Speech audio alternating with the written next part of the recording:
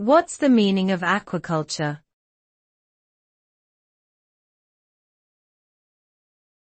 Aquaculture.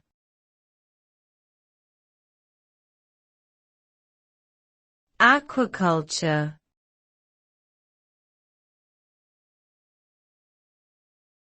Aquaculture.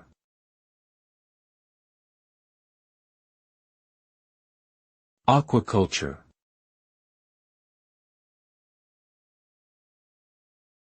Aquaculture refers to the cultivation and farming of aquatic organisms, such as fish, crustaceans, and mollusks, in a controlled environment.